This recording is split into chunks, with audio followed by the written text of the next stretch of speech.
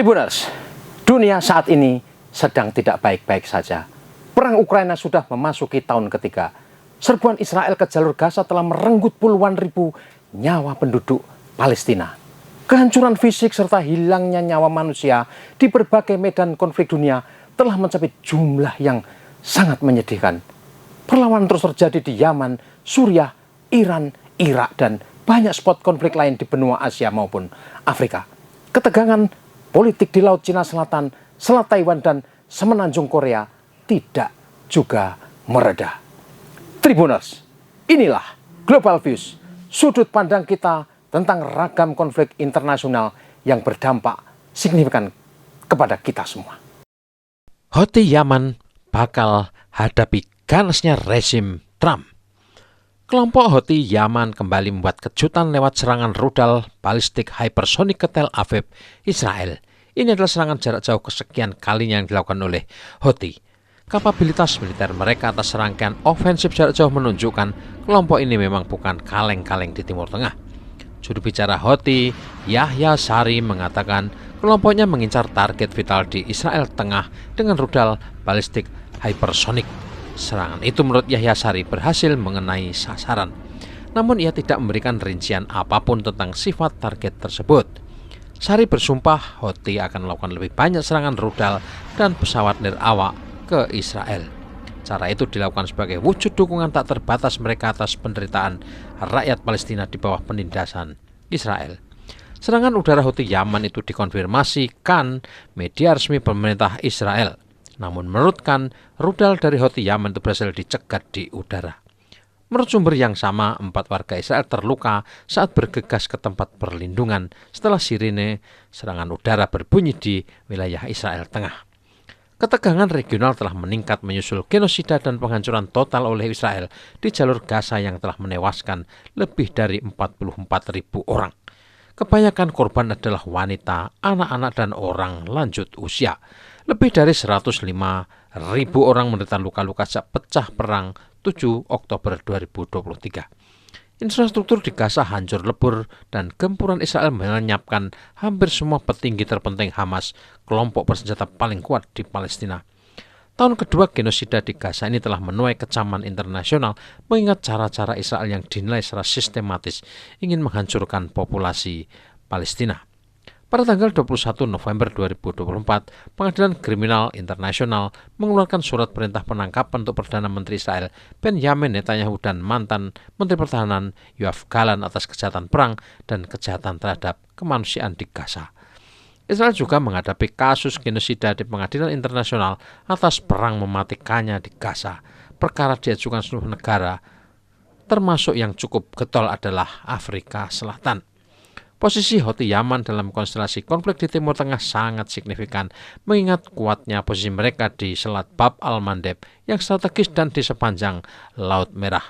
Sejumlah kapal tanker dan kapal kargo yang memiliki relasi bisnis ke Israel telah ditenggelamkan lewat serangan rudal, drone udara maupun drone laut. Sementara Houthi Yaman juga masih menyandera MV Galaxy Leader, kapal kargo raksasa milik pengusaha Yahudi yang berbasis di London, Inggris. Bagaimana posisi Houthi Yaman saat ini sesudah Israel menerima gencatan senjata dengan Hizbullah di Lebanon dan bersiap melakukan hal sama di Gaza? Seperti apa nantinya Houthi Yaman saat Amerika di tangan Donald Trump? Kita mengulas topik ini dengan memulai dari pilihan Donald Trump untuk posisi Menteri Luar Negeri Amerika Serikat yang akan datang. Posisi ini amat strategis dalam semua kebijakan global Amerika Serikat, bahkan kadang bisa melebihi apa yang diputuskan oleh Pentagon. Trump telah memilih politisi asal Florida, Marco Rubio, untuk posisi sangat strategis ini. Rubio pernah menjajal konvensi Presiden Amerika Serikat, namun berhenti di tengah jalan. Ia seorang politisi senior Partai Republik berdarah Hispanik dan dikenal memiliki pandangan tajam dan sikap keras terhadap geopolitik Timur Tengah. Marco Rubio juga mengambil posisi garis keras terhadap gerakan Ansarullah atau kelompok Houthi Yaman. Robert Inlakes, seorang analis politik, jurnalis, dan pembuat film dokumenter yang saat ini tinggal di London, Inggris, menulis Marco Rubio pernah menganjurkan kebijakan yang bertujuan untuk menyalakan kembali konflik antara koalisi Arab yang dipimpin kerajaan Saudi melawan Houthi Yaman. Pada perjalanannya, para kritikus telah memperingatkan pendekatan Marco Rubio dapat berisiko menyeret Amerika Serikat ke dalam konfrontasi langsung di Yaman. Ini berarti akan kembali membakar ketegangan di wilayah yang sudah tidak stabil selama bertahun-tahun ini. Amerika dan Inggris di era Joe Biden secara sporadis melancarkan gempuran udara ke Yaman sebagai respon atas serangan-serangan Houthi ke Laut Merah dan Israel. Sebagai wakil ketua Komite Intelijen Senat, Marco Rubio telah mengukir reputasi sebagai pendukung setia kebijakan garis keras di Timur Tengah. Sebagai politisi penting di Kongres Amerika, Marco Rubio termasuk tokoh yang digarap lobi Yahudi Amerika. Ia telah menerima lebih dari $1 juta Amerika dari para donor pro-Israel secara konsisten memihak para pendukung garis keras neokonservatif. Ketika kekuasaan Amerika mulai bergeser ke Donald Trump, Marco Rubio tetap menjadi pendukung setia Partai Republik yang membela invasi Amerika ke Irak beberapa belas tahun yang lalu. Sejak peristiwa 7 Oktober 2023, ketika Hamas menggelar operasi Badai Al-Aqsa, Rubio telah memperkuat narasinya bahwa Iran dan sekutu regionalnya adalah arsitek sejati ketidakstabilan di Timur Tengah. Pembingkaian cerita itu telah memperkuat dorongan Marco Rubio untuk bersikap agresif terhadap Teheran dan mitranya termasuk Houthi Yaman. Pada 27 Juni 2024, Marco Rubio menerbitkan opini di National Review berjudul "Kebijakan Salah Arah Presiden Biden terhadap Houthi merugikan orang Amerika". Di dalamnya, Rubio menyampaikan argumen untuk bersikap jauh lebih agresif terhadap Yaman, khususnya dengan menargetkan blokade kapal yang menuju pelabuhan Eilat milik Israel. Ia menyerukan kampanye udara yang lebih intensif dengan menuduh Houthi Yaman memberi ancaman langsung kepentingan Amerika dan Israel yang menuntut respon militer yang tegas. Sampai Biden mengoreksi arah dan mengenakan biaya real pada kelompok teroris, kita harus memperkirakan harga yang akan terus naik dan lebih banyak warga Amerika akan terancam, kata Marco Rubio dalam opininya. Pemerintahan Joe Biden telah meluncurkan Operasi Prosperity Guardian pada Desember 2023, sebuah misi angkatan laut multinasional yang bertujuan untuk membongkar blokade Houthi di Laut Merah. Awalnya, Angkatan Bersenjata Yaman memfokuskan upaya mereka secara eksklusif untuk menargetkan kepentingan Israel. Tujuannya adalah menekan Tel Aviv agar menghentikan perangnya di Gaza. Namun respon agresif pemerintahan Joe Biden tidak hanya gagal mencabut blokade, tetapi juga meningkatkan konflik di Timur Tengah. Kebijakan itu menyebabkan gangguan lebih luas arus logistik internasional karena Yaman membalas terhadap apa yang dianggap sebagai tindakan agresi yang tidak beralasan oleh Amerika dan sekutunya. Meskipun ada perkembangan ini, Marco Rubio tetap menganjurkan untuk mempersenjatai dan mendukung Arab Saudi dan Uni Emirat Arab dalam serangan barunya terhadap Houthi Yaman. Langkah seperti itu hampir pasti akan meruntuhkan gencatan senjata yang rapuh yang telah berlangsung sejak 2022. Jika Amerika Serikat menyelesaikan perjanjian keamanan dengan kerajaan Arab Saudi, strategi seperti itu dapat berisiko menarik Amerika terlibat langsung dalam konflik tersebut. Pemerintahan Trump di masa lalu telah memasukkan Houthi Yaman sebagai organisasi teroris asing. Tapi Presiden Joe Biden mencabut status ini pada tahun 2021 sebagai sinyal pengakhiran konflik di Yaman. Pada awalnya, Joe Biden benar-benar berusaha menjauh dari konflik melibatkan Houthi, tapi segera berubah setelah pecah perang Gaza. Houthi memperlihatkan dukungan kuatnya ke Hamas dan melancarkan serangan jarak jauh ke Israel. Washington kembali masukkan Houthi ke daftar khusus organisasi teroris global. Langkah Joe Biden oleh Marco Rubio dianggap tidak memadai. Pada tanggal 1 November 2024, Rubio bersama Senator Demokrat Jackie Rosen mengirim surat agar klasifikasi Houthi ditinjau ulang. Langkah-langkah politik Marco Rubio ini hanya meneguhkan sikapnya yang secara terbuka mendukung perang yang dilancarkan koalisi Arab ke Yaman. Rubio mengemukakan perlunya bantuan logistik dan pasokan senjata yang berkelanjutan bagi Arab Saudi dan sekutunya sebagai jalan agar Amerika tidak terlibat langsung peperangan di Yaman.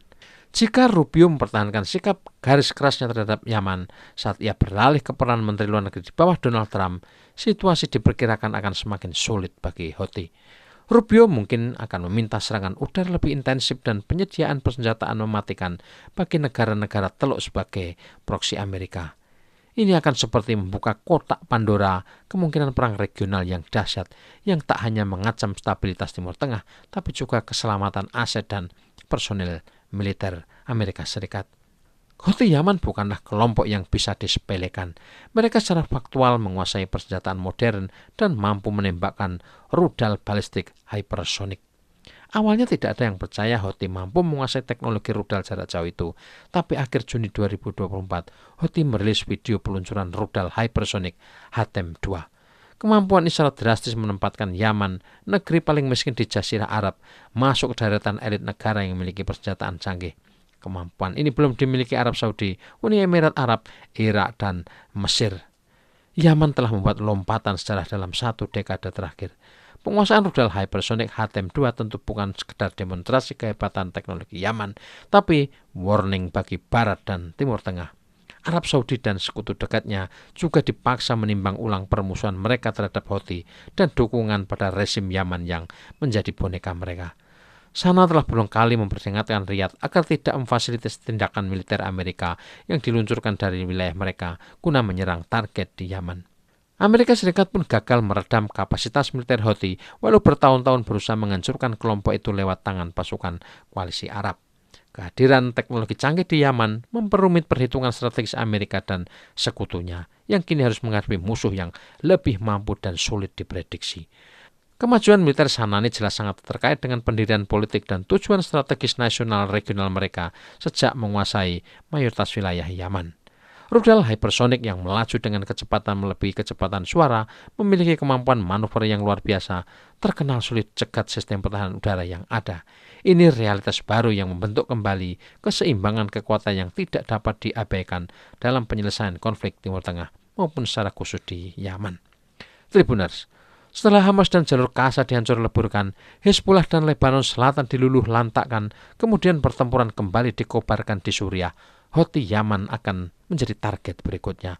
Israel dan Amerika sangat berkepentingan agar kelompok ini runtuh dan mengurangi risiko serta kerentanan keamanan di jalur pelayaran internasional Laut Merah. Tetapi posisi Houthi Yaman dalam struktur masyarakat Yaman juga cukup unik karena sistem perang semesta bisa mereka jalankan. Menyerang Houthi atau Ansarullah sama saja menyerang mayoritas rakyat Yaman. Barat dan Arab harus menghadapi model pertahanan dan keamanan rakyat yang sulit memisahkan antara kombatan dan non-kombatan. Marco Rubio boleh saja bersikap sangat keras terhadap Houthi Yaman, tapi kecerobohannya bisa menjerumuskan kawasan itu dalam petaka regional yang sukar dibayangkan.